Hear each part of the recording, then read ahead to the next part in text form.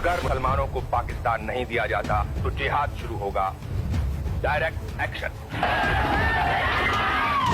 दोस्तों, आप 1971 में हुए भारत पाकिस्तान के युद्ध के बारे में तो जानते ही होंगे, जिसमें हिंदुस्तान की जीत हुई थी। लेकिन उसी समय हमारे भारत पर लगभग हर देश ने हमला कर दिया था।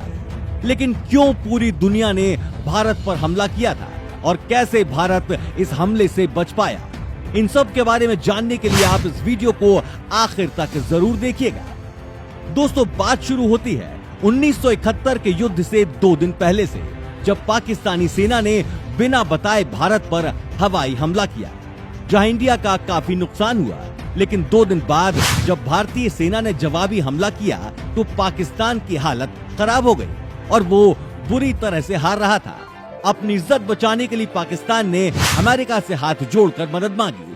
तब अमेरिका ने पाकिस्तान का साथ देने की रणनीति तैयार की और अपने बाकी मित्र देशों को भी उसने गुप्त संदेश देकर कहा कि वो हमारे भारत पर हमला कर दे। और अमेरिका ने अपना सबसे ताकतवर बेड़ा, जिसे 7वां बेड़ा कहा जाता था, उसे भारत की तरफ रवाना कर दिया और बाकी देशों ने भी अपने लड़ाकू जहाज इंडिया की तरफ रवाना कर दिए। यूके ने भी अपना जंगी एयरक्राफ्ट भारत की तरफ भेज दिया। इसके बाद सऊदी, जॉर्डन और इटली भी भारत की तरफ चल दिए। इसके बाद भारत का पुराना दुश्मन चाइना भी एक तरफ से भारत पर हमला करने के लिए तैयार हो गया। भारत को इस बात की भनक थोड़ी देर बाद लगी। भारतीय सेना के सिपाही हिमालय पर तैनात थे और उन्हें चाइना की तरफ से कुछ मूवमेंट दिखा।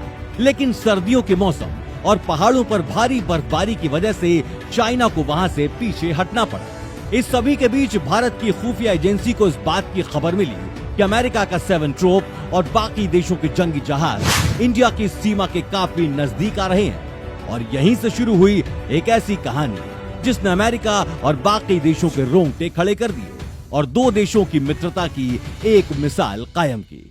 और वो 2 दोस्त थे, इंडिया और रशिया।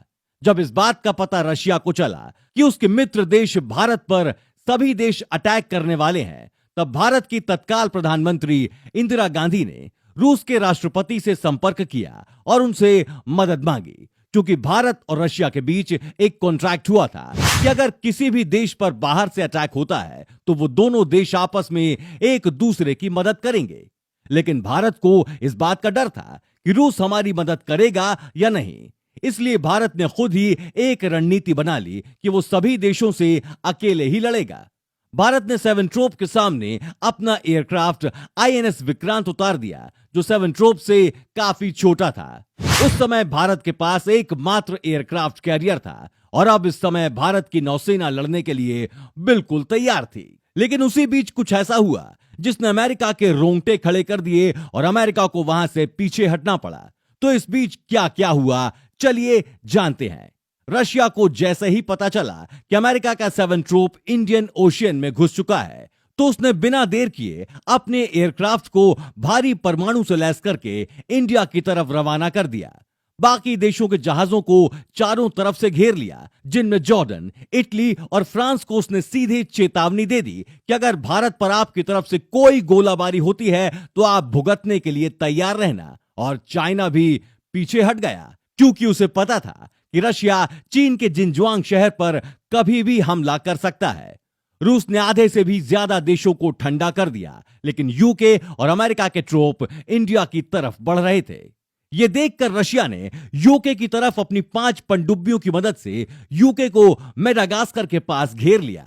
इसी बीच 7 ट्रोप आगे बढ़ी जा रही थी और वो एकदम इंडिया की सीमा के पास आ चुकी थी और उनके सामने खड़ा था विक्रांत। लेकिन उसी बीच कुछ ऐसा हुआ जिसे देखकर अमेरिका एकदम चौंक गया। अचानक पानी के बीच से 4 पनडुब्बियां निकली जो कि रूस की थीं।